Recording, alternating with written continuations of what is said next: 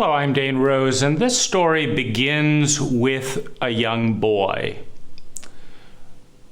A young boy in third grade in Upper New York State who, when his teacher died in a car accident, dissociated and went numb because none of the adults around him, none of the grown-ups around him knew how to grieve or to facilitate the intense feelings and stages of grief that are appropriate when one's primary emotional source of security and attachment, which is not always the parent, evaporates, is shattered violently, in this case, in a car accident.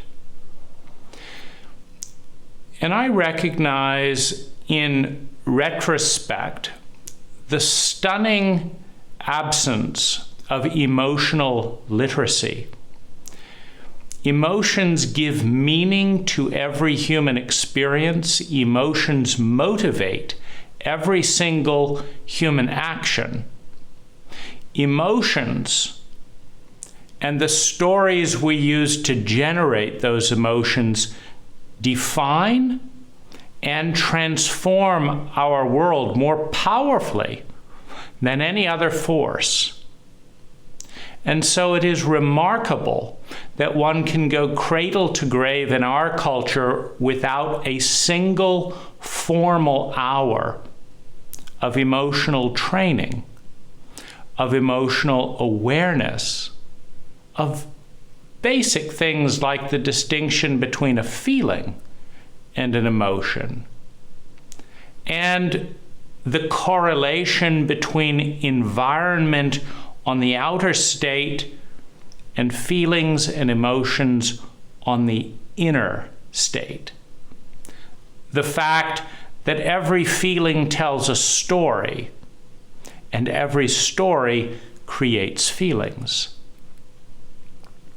This is a project, a human project, about bringing to life in a synesthetic narrative our felt human experiences, our primal codes of emotion, through dance, through art, through voice, through color, through movement, through sound.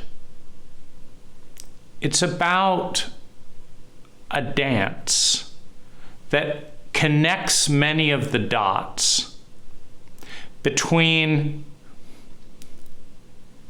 our senses and our feelings, our thoughts and our feelings and our bodies, our thoughts and our bodies. Graphically, in sound, in movement. And the core idea, because everyone sees through a dominant filter. Some people relate predominantly kinesthetically with the world. And so an effective narrative that is educational needs to include the body in dance and posture. Some people connect through song and sound, and separate from linear logic and carefully orchestrated words, need to hear something sung in order to grasp, to connect. Some people connect through shapes, through mathematics, through drawing, through ideas, through paradigms, and equations, verbal equations that connect with those paradigms. Some people connect through language, through historical time frames. This happened, and then this happened, and then this happened. Some people are operating more in an evolutionary paradigm, some people more in a transformative or a transcendent paradigm. And so, how are human states brought to life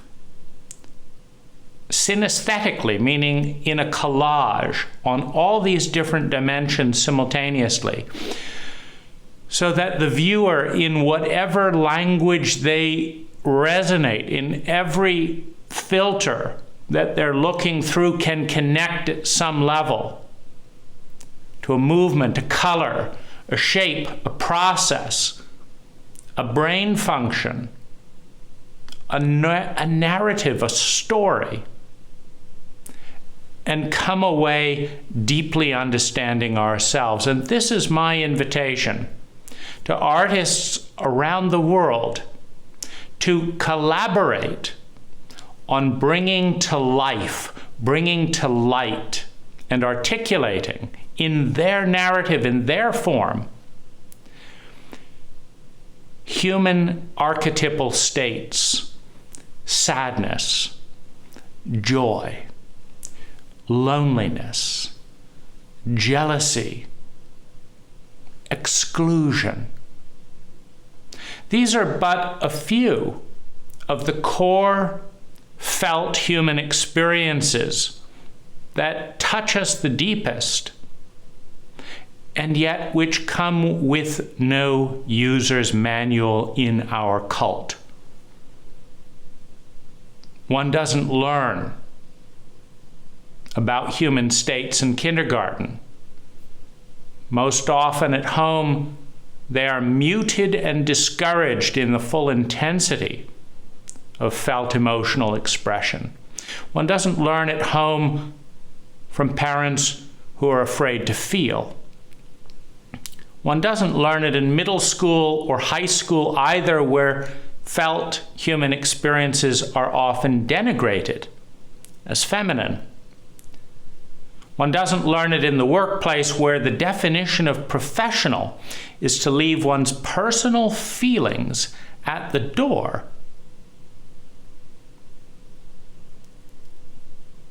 And as emotionally illiterate human beings, so often we don't learn them in our family and romantic relationships because they're risky when both people don't understand the science or have the competency to ground and express those states with grace and with acceptance. If you'd like to participate and you have an art form, sound, primal sounds, color, abstract shapes, painting, responding to a narrative, generating a narrative, dancing with another, telling a story, writing a song, singing, I ask for your help. This is a human project. All of my time in this project will be donated. I will pay for the servers. It'll be available as a human project. On YouTube, it will be open source, because one of the odd things about so much of media today is that there's one version of a movie, maybe two or three, a director's cut, a main cut, etc. But in the collage of human experience, where we are all editors and all have a point of view, why not let there be multiple versions of a video presentation of sadness? Multiple versions. If there is an editor that wants to work with the underlying tracks, the underlying dimensions, to tell different versions of the same human experience, why not? Why not have 20 videos about sadness, 30 videos about joy? And let it evolve with time. But what is needed at this point is the underlying tracks, the palettes, in movement, in sound, in touch, perhaps even taste. If there's a chef or an artist with food that wants to bring that alive, that feeling through taste, through words, through poetry, through different visual mediums, of course, being a video experience. The videos of human states will be edited down to somewhere under 45 minutes. And so ideally, if you are an artist and want to create in these palettes, pick a human state that you relate to, that speaks to you at this time, and spend 45 minutes expressing that narrative in your form. Upload the video to Dropbox in the area below. You will retain 100% freedom to do whatever you wish now and in the future with that material. The material will not be copyrighted except for Creative Commons. Anyone that wishes to tell the story of human state will be free to do so now and in the future. There will be no fee because this is a human right to access these states. There will be no fee to have access to these materials on YouTube or any other platforms that wish to carry them. But perhaps in this way, our young children, our grown-ups, who have never received a single formal hour of emotional literacy will have a chance to start grappling with an emotional education that's a little better and a lot more rich and interesting than the absence of such discussion at this time.